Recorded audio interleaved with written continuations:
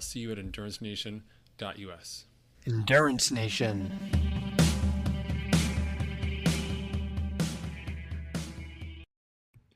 Hey folks, Coach Patrick here, Endurance Nation, introducing another member interview podcast. Today we sit down with Sabre Gonzalez, who has been a member of the team for just over 2 years now, attended a race camp, had the opportunity to not only train alongside her, but watch her race at Chattanooga.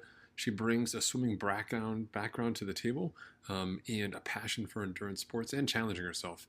And this podcast is an interview about what she did at the end of 2020, capitalizing on early training in the season to challenge herself, test her limits, see what's possible as she adventured into the space of ultra running.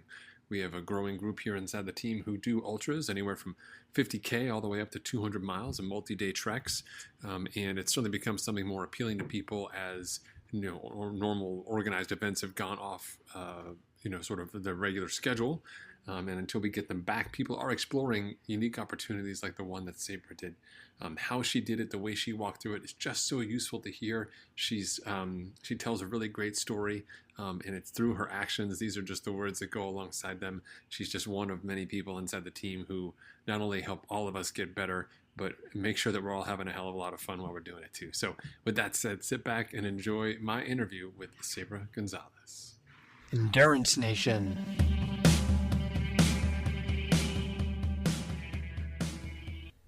Hey everyone, Coach Patrick here, Endurance Nation, back with another member interview podcast. This is part of our series where we not only get to know the team, we learn a little bit about the story behind the story. We see the Strava files, you see the data, you see the pictures. Everybody looks awesome and the charts look great. But what really went down? What really happened? And 2020's presented a great opportunity for athletes to explore their limits. And our guest today did just that. She took her neat little organized triathlon box and said, I'm just going to dynamite this thing and find something else to do with my time. And really crafted a journey and authentically, I want to say, went through that journey, really sharing it with the team. Which is why she's our guest here today to tell us a little bit about it. So it's my great pleasure to introduce Sabre Gonzalez from Atlanta. Sabre, how you doing? Hi, Coach Patrick. Thanks for having me. I'm doing well. Thank you. Yay. Awesome. Well, Happy New Year to you. You as well. Thank you. Thank you. We are surviving. And it's funny because I feel like I'm sort of straddling this two worlds, even though nothing's changed with where we're at. We're still dealing with this terrible pandemic and all the consequences of it. But at the same time, we're talking about what happened last year, which was just crazy.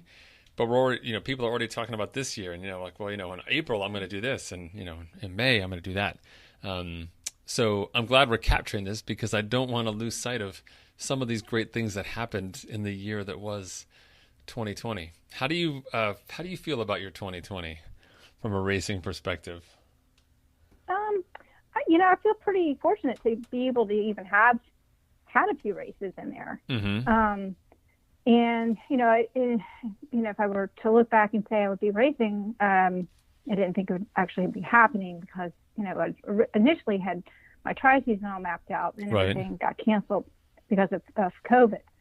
And as it went on, things started to present itself as an opportunity that maybe I could maybe have a go at something, and it'd be a little bit different than I had first expected it to be for that year. Mm-hmm. Mm-hmm. Well, I'll tell you, I, for one, am super glad you did that because we got like 400 people on the team. And I want to say about 25% of the people were just like, oh, my March race is canceled. It's been moved to July. Coach, can you just move all my workouts to July? I was like, sure. And then July comes and it gets canceled. Like, Coach, it's got deferred to August. Can you just move all my workouts to August? I'm like, sure. But the fourth race, they're like, Coach. And I was like, no, I'm not doing it. No. I'm not moving the workouts. It's not happening. I was like, please don't do that. Anyway. Yes. No, I think folks like you, and this is something I've been harping on, but I do want to point out again.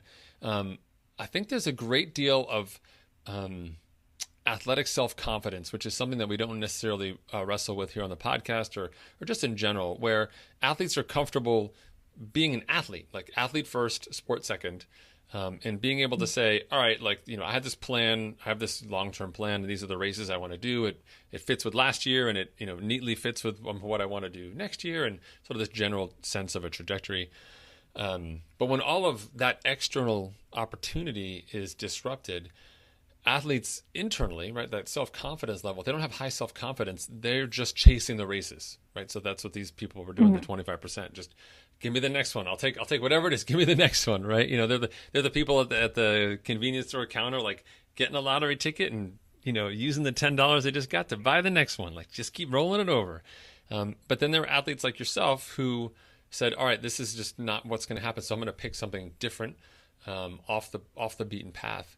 And I think, you know, we can't really determine success because we can't compare what you did because you hadn't done it before. But I think from a psychological standpoint, athletes such as yourself have closure. You know, they have a sense of accomplishment despite the conditions that we struggled with, and we continue to struggle with. And I think there's so much value in there. So one of the reasons why this is such a great highlighting podcast is, you know, not because you set some kind of land speed record or whatever, but because that you made that decision, you made that call. You know, was that tough for you? Like when you were sitting down, or did you just say, I need something and all options are open? Yeah, so I definitely needed something. I'm a goal-oriented person, especially with you know, athletics and stuff. So, you know, around May-ish or so, we did the Ultra May, the event inside the team. Right. And that sort of opened my eyes to what an ultra could possibly be, and really enjoyed that. I liked the challenge of it being over 2 days. You know, having to map out what I needed to do in the next 4-hour block to get it completed. And by the end of the 48 hours, I had, you know, biked 120 miles and ran 40. Right. So it was something I was like, okay. And then, you know, my oldest son, he joined a local mountain biking race team. And I figured, well, he's in the woods. Let me go run some trails while I'm out there with him. Okay. Because some of these were, you know, a couple hours away over the weekend. So I wasn't going to just sit there. So that just sort of opened me up to that. And you know, I continued that type of, you know, trail running. Swimming had stopped. You know, my love of the bike isn't very great. So I was happy to sort of put that aside for a little bit and tried just running, and that I really enjoyed. It was because of so much going on. It was easier mentally just to go put on some shoes and just run. So that's how that sort of evolved. And I thought, well, I'm gonna put all this effort into this. Let's find a race if there's any around here. And I looked around, and I found the Pine Mountain Trail race because I had done this one back probably about 5 years ago or so, but it was a 19 mile. And I was like, well, you know, 19 is good, but I wanted something a little bit longer. And initially wanted to try to maybe do a 50K, but I didn't really find one in the time frame I was wanting. So I was like, well, what the heck, let me just sign up and see where it goes from there. All right. So I did that, signed up, paid my entry fee, and downloaded a plan and just started picking my way through it. Okay. And that's how that sort of all evolved into finding that race. Okay. That's a great way to look through it. And I appreciate you bringing up Ultra May, because I had forgotten about it. I don't know if you saw my workshop a couple weeks ago on doing the review of Strava, your annual review. And I'm looking through it and I'm like, what the heck is this huge bump in my Strava? Like, what is this? Like, what was I doing? And I clicked on it and I was like, oh my God, because it wasn't a race.